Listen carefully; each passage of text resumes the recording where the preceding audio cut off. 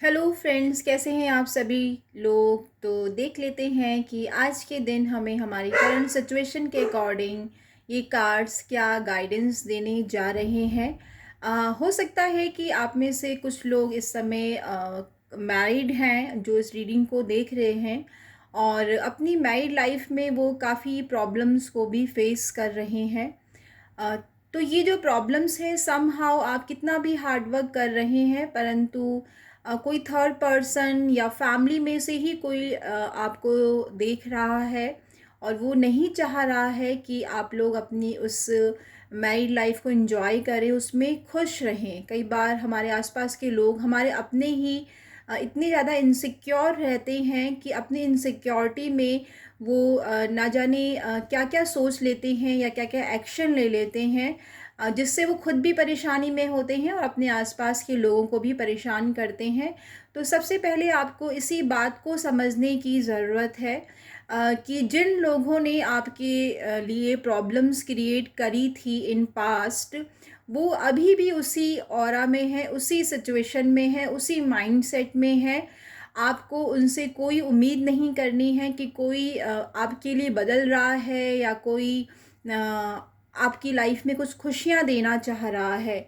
तो जो भी आप अपनी इस प्रॉब्लम को फेस कर रहे हैं, इन्हें अपने आप ही आपको सॉल्व करना है, और सिर्फ आपको अपने आप से ये वादा करना है कि मैं ही इस रिलेशनशिप को ठीक करने की जिम्मेदारी ले रहा हूँ या ले रही हूँ। क्योंकि ये बहुत ही यूजुअल होता है कि हमारे मैरिड लाइफ में या कपल्स में कोई एक इंसान बहुत गर्म होता है या फिर बहुत ज़्यादा एंजाइटी लेता है, स्ट्रेस लेता है, गुस्सा करता है, और दूसरा इंसान कंपैरेटिवली उतना एंजाइटी या गुस्से को नहीं लेता है। ये प्रॉब्लम्स को हैंडल करने का एक अपना तरीका होता है, परंतु साथ में रहते रहते हम उस नेगेटिव एनर्जी को अट्रैक्ट करने लगते हैं, या फिर हम अपने आप को गलत मानने लगते हैं कि हम जो सोच रहे हैं या जो हम कर रहे हैं वो सही नहीं है। तो अननेसेसरी इस तरीके की इनसिक्योरिटी में जाने की ज़रूरत नहीं है। हर एक की अपनी अपनी पर्सनैलिटी होती है और अपना एक तरीका होता है प्रॉब्लम्स को हैंडल करने का। तो जब तक आप एक दूसरे को नहीं समझेंगे, एक दूसरे की जगह पे रह के उसकी प्रॉब्लम को नहीं समझेंगे, तब तक आप ऐसी छोटी मोटी प्रॉब्लम से, परेशानियों से, कि कोई थर्ड पर्सन परेशान कर रहा है, फैमिली में कोई परेशान कर रहा है, इन्हीं चीज़ों से गुजरते चले जाएंगे।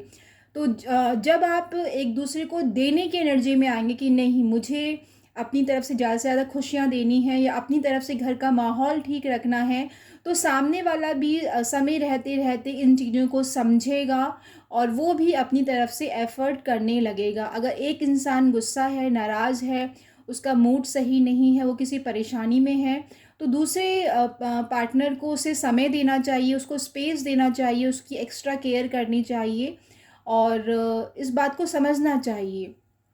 तो रिकन्सिलेशन भी होता हुआ नज़र आ रहा है।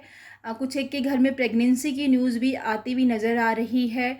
जो पास्ट में हुआ है उसको लेट गो करना ही पड़ेगा। बार बार अगर आप उसी कम्युनिकेशन में पड़ेंगे, उसी आर्ग्यूमेंट में पड़ेंगे कि नहीं, तुमने ऐसा किया, तब तुमने मुझे नहीं समझा, तब ऐसा हुआ था, तो उन पास्ट की बातों को याद करने से वो लड़ाई झगड़ा, वो गर्ज, वो परेशानियां अभी भी रहने वाली हैं। तो उन पास्ट को लेट गो करना है, और अपने आप को किसी भी तरीके से इनसिक्योर नहीं समझना है। अगर आप दोनों एक दूसरे के साथ हैं इतनी परेशानियों के बावजूद भी, तो डेफ़िनेटली आप एक दूसरे के लिए ही बने हैं। और कई बार मुश्किल समय हमें हमारी क्षमता को दिखाने के लिए आता है कि हम कितने स्किलफुल हैं और किस तरीके से हम उस परेशानियों से भी बाहर निकल सकते हैं।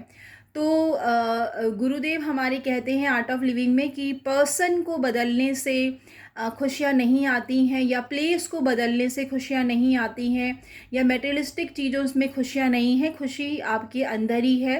तो इन चीज़ों को समझना है। कई बार हमें लगता है कि हम इस पर्सन को छोड़ देंगे, या हमारा डिवोर्स हो जाएगा, या हम इस जगह से चले जाएंगे, या कुछ और हमें नया मिलेगा तो ज़्यादा अच्छा मिलेगा।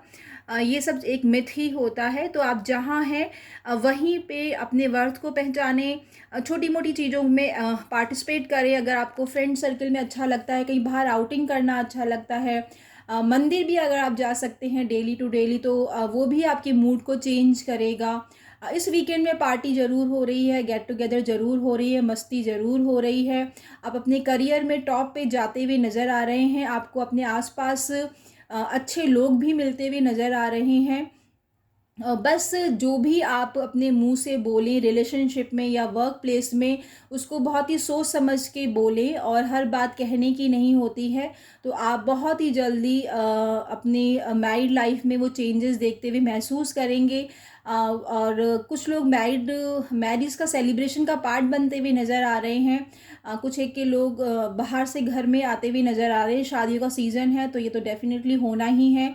अगर आप फिर भी ये महसूस कर रहे हैं कि कोई परेशानी है जो बहुत लंबे समय से चल रही है, तो प्लीज़ आप जिन भी गुरु को मानते हैं, जिन भी रिलीजन को मानते हैं, उसके अकॉर्डिंग अपनी उस प्रैक्टिस को आप थोड़ा सा बढ़ाइए, मेडिटेशन कीजिए, खूब सारा पानी पीजिए। तो जो भी आपकी एंजाइटी है या इमोशंस जो ऊपर नीचे हो रहे हैं, उनसे बाहर निकलने में आपको हेल्प मिलेगी।